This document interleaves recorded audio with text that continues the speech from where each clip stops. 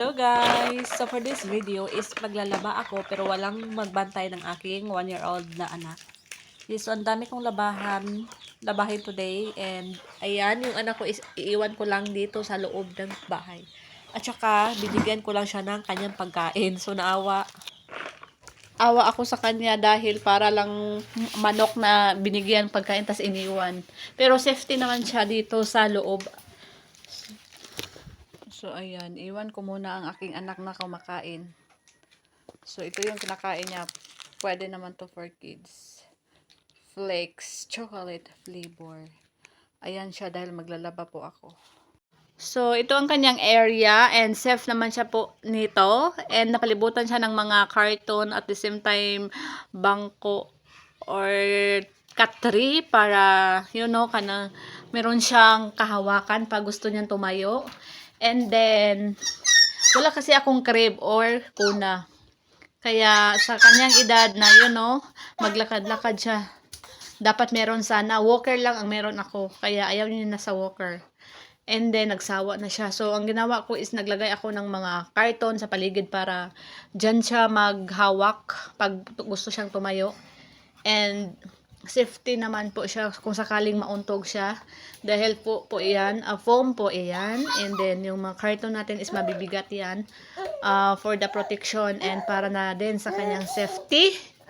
Kaya, pwede ako makapagpanilhig, panglaba, panghugas ng pinggan o gawaing sulod balay, marami akong magagawa.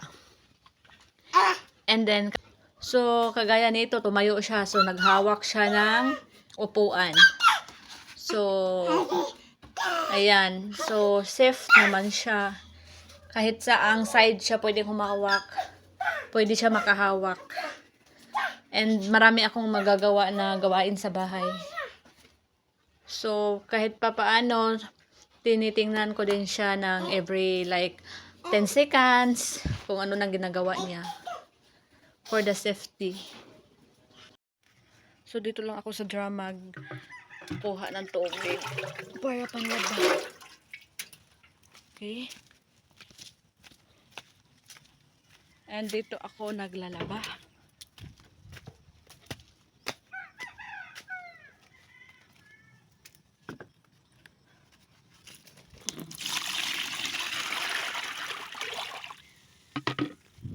So, maglagay muna ako ng Sunrox.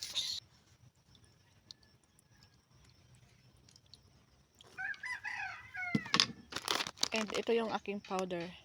Blow Wave from Personal Collection. So, wala akong scoop. Gamit lang yung kamay. Okay, tansya na.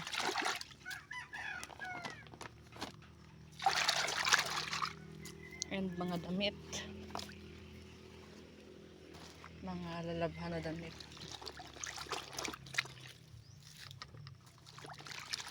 So, i-check ko muna yung aking anak. I-check ko muna. So, ito pala yung mat natin is, binilad ng araw. Yung pusa. Check ko muna.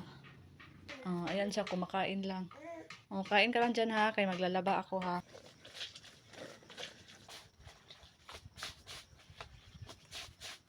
So, ayan, tapos na ako maglaba.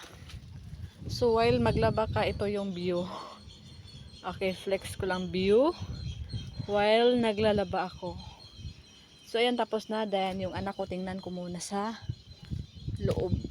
So, ako na yung gumawa ng paraan para maiwan ko yung anak and matapos ko yung aking mga trabaho or gawain sa bahay na hindi ko na kailangan yung ibang tao na magbantay. So, as you can see, yung anak ko sa loob, ayan.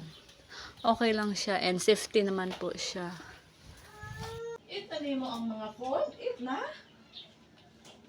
Oy. It naman mo ang phone. Drink water na lang, water. Sabi mama. Ayaw niya na magpaiwan. Yeah. Okay. Dalhin naman natin siya sa labahan. Okay, sa labahan na naman tayo. Ay ako, dyan naman siya. Actually, dito lang naman ako magsasampay, oh. Kita niyo na yung mga lubid na yan. So, yung mga pusa ko pala dito. Ito yun. So, actually, 3 days nang palaging umuulan at saka yung mga labahin ko, yung mga nilabhan ko is hindi sila nag-dry. Kaya ito sila ngayon, oh, sobrang dami nila. Ayan, sobrang dami. So, araw-araw ako naglaba. Tas hindi siya nag-dry, kaya ito. So, dito na lang din ako magsampay. Shh, mahulog ka ha. So, pag wala yung husband ko, walang makapagbantay sa kanya kung meron akong gawain. Kaya, nag-isip ng paraan. As long as safety naman yung anak ko, and marami akong magagawa sa araw-araw. Dahil, hindi naman pwede na yun, no? Pabayaan mo na lang lahat mong gawain. Mag-aalaga ka na lang ng bata, 'di ba? So, dapat balance.